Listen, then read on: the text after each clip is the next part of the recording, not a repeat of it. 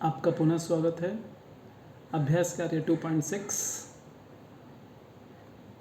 AP के N पदों का योग। इस अभ्यास कार्य में हम सीखेंगे एन पदों का योग। तो एपी के बारे में आप जानते हैं। इसमें दो सूत्र हैं, S N equals to N बटा दो 2a plus N minus one गुणा डी, या एस एन बराबर एन बटा दो ए प्लस एल, जहाँ एल का मान a plus N minus one into D है। तो इसमें पहला सवाल है एपी का योग ज्ञात। अभ्यास कार्य 2.6 एपी का योग ज्ञात करो, जिसमें सवाल दिया हुआ है 3, 7, 10, 40 पदों तक। तो पदों की संख्या हमें पता है 40 है। ए 3 हो गया, डी हम ज्ञात करेंगे। तो ए का मान हमें पता है a बराबर 3 है, डी बराबर 4 है और n बराबर 40 है। 40 पदों तक हमें ये संख्या ज्ञात करनी है। तो जिसमें हमें a, n और d पता रहेगा, हम उसमें पहला सूत्र का प्रयोग करेंगे। एस एन बराबर एन बटा दो 2a plus N minus one into D.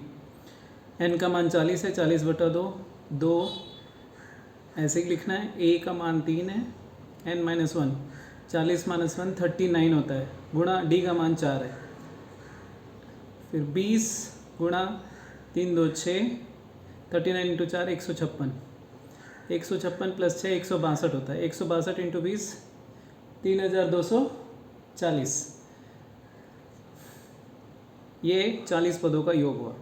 उसी में दूसरा सब डिवीजन है 102, 97, 92, 27 पदों तक। तो a का मान 102 हो गया, d का मान 97 माइनस 102 हो गया। तो 97 माइनस 102 माइनस 5 होता है, n बराबर 27 होता है। एस एन बराबर 27 बटे 2, 2 गुणा 102 प्लस 27 माइनस 1 इंटू माइनस 5। तो 27 माइनस 1 होता है 26, 26 इंटू माइनस 5 होता है 130। 204 ऐसे ही लिखना है। 27 गुणा 2, 27 को 2 से गुणा करेंगे इंटू 74, 2 से 74 को काट देंगे 37 आएगा। तो इसका पूरा गुणनफल 999। अब इसी में तीसरा सवाल है 6 प्लस 13 प्लस 20 प्लस 97। ए का मान 6 है, डी का मान 13 माइनस 6 वो हो गया 7 और एल बराबर 97। इसमें आखिरी पद दिया हुआ है 97, इसमें पदों की संख्या नहीं दी गई है। तो ए बराबर 6, डी बराबर 13 माइनस 6 7 होता है, एल बराबर 97 है। तो एल बराबर A plus N minus one into D.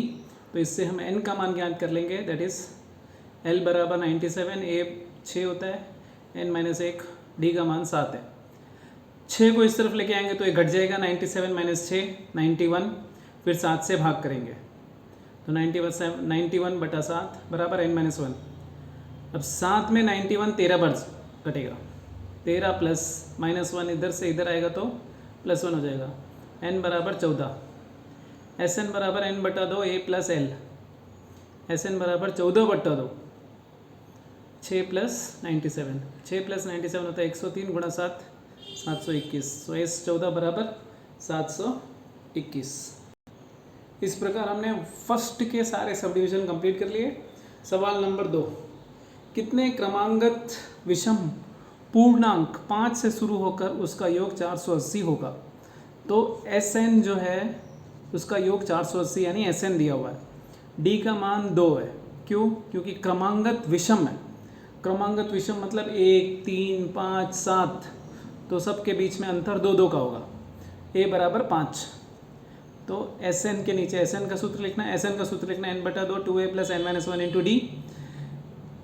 उसके बाद एस एन का मान 480 है, n बटा 2, n जो है वो हमें नहीं पता है 2, a का मान हमें पता है 5, n माइनस वन इसी प्रकार लिखेंगे, d का मान हमें पता है 2। तो 480 गुणा 2 960, n यूँ ही लिखना है, 2 इंटू 5 10, 2 को दोनों से गुणा करो 2n माइनस 2, तो 10 माइनस 2 होता है 8 प्लस 2n 960। n को अंदर ले जाएंगे, 8n प्लस 2n स्क्वायर। अब इतना करने के बाद हमें एक द्विघात समीकरण प्राप्त हुआ जो इस प्रकार है 2n square plus 8n minus 960 बराबर 0। पूरे को 2 से भाग करना है तो हमें मिलेगा n प्लस 4n माइनस 480 बराबर 0। अब 480 के, क्योंकि ये माइनस का साइन है तो घटाने से हमें 4 प्राप्त होना चाहिए, तो इसको 2 खंड होंगे, -20 प्लस 24, तो हमें प्राप्त होगा +4। तो n या तो 20 होगा, साइन बदल के लिखना है उसका, n बराबर 20 या n बराबर -24। -20 था तो +20, +24 था तो -24। तो n बराबर कितना हो सकता है? 20 हो सकता है, क्योंकि n की संख्या माइनस में नहीं हो सकती है। तो इस प्रकार हमने दूसरा सवाल भी खत्म किया। अब सवाल संख्या 3, प्रथम 28 पदों का योग ज्ञात करो जिसमें nवां पद 4n-3 है। tn बराबर 4n-3, t1 यानी पहला पद a 4 × 1 - 3, 4 - 3 होता है 1, t2 4 × 2 - 3, 8 - 3 होता है 5। उसी प्रकार हमें क्या दिया गया है? आखिरी पद 28 पद, तो हम t28 ज्ञात करते हैं। 4 × क्योंकि पहले दो पद से हम d ज्ञात कर लेंगे और l t28 से हम 4 × 28 - 3 112 - 3 109, तो हमें l का मान पता चल गया 109। d बराबर 5 - 1 4 होता है। अब Sn में इसको पूरा लिख देने का। Sn बराबर n/2 2a + n - 1 × d। S28 बराबर 28/2 2 × 1 27 - 4, क्योंकि 28 - 1 27 हो जाएगा। 27 × 4 108 होता है। 2 × 1 2, 28 को 2 से भाग करेंगे तो कितना प्राप्त होगा? 14।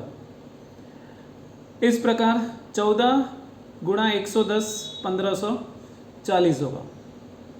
गुणा करके आप चेक कर सकते हैं। सवाल संख्या 4, प्रथम n पदों का योग 2n² - 3n है, तो साबित करो ये AP है। तो इसी प्रकार हम इसमें सबसे पहले क्या ज्ञात करेंगे? S1 ज्ञात करेंगे, n का मान 1 2 3 4 लिखकर। फिर S2 ज्ञात करेंगे। S2 जो होगा वो A1 + A2 होगा। तो पहले S1 ज्ञात करते हैं। 2 × 1² - 3 × 1, तो 2 × 1 2, 2 - 3 - 1। S2 होता है A1 + A2। 2 × 2² - 3 × 2, 3 2 6, 4 2 8, 8 - 6 हो गया 2। तो A1 + A2 होता है 2। A1 का मान हम पहले ही जानते हैं -1 है, तो A1 के नीचे -1 लिख कर उसे उस तरफ ले जाएंगे तो +1 हो जाएगा। तो A2 का मान मिल गया 3। A1 A2 मिलने के बाद हम D निकालेंगे। D बराबर 3 - -1, तो 3 + 1, D का मान हो गया 4। अब हम ज्ञात करते हैं S3। S3 का मतलब A1 + A2 + A3। सब्स्टिट्यूट उसी में करना है। 2n² - 3 × n, n के बदले में 3 लिखना है। तो 2 × 9 - 9, 2 × 9 होता है 18, 18 - 9 9 होता है। तो A1 + A2 + A3 बराबर 9 हुआ। A1 का मान -1 है, A2 का मान 3 है, A3 का मान हमें पता नहीं, तो -1 + 3 2 हुआ। 2 से माइनस करेंगे तो हमें A3 का मान कितना मिला? 7। A3 का मान 7 मिलने के बाद अब ये AP है या नहीं वो ज्ञात करने के लिए हम क्या करेंगे? T3 - T2 बराबर T2 - T1 होना चाहिए। तो T3 का मान कितना है? 7 - 3 बराबर 3, -1, तो 4 बराबर 3 + 1, 4 बराबर 4 हुआ। तो इस प्रकार ये साबित हुआ कि यह AP है। इस प्रकार हमने टोटल 2.6 एक्सेस के 4 सवाल ख़त्म किए। यदि आपको इसमें कोई डाउट है तो आप कमेंट सेक्शन में पूछ सकते हैं। इसके अगली वीडियो में हम बाकी सवाल देखते हैं। धन्यवाद।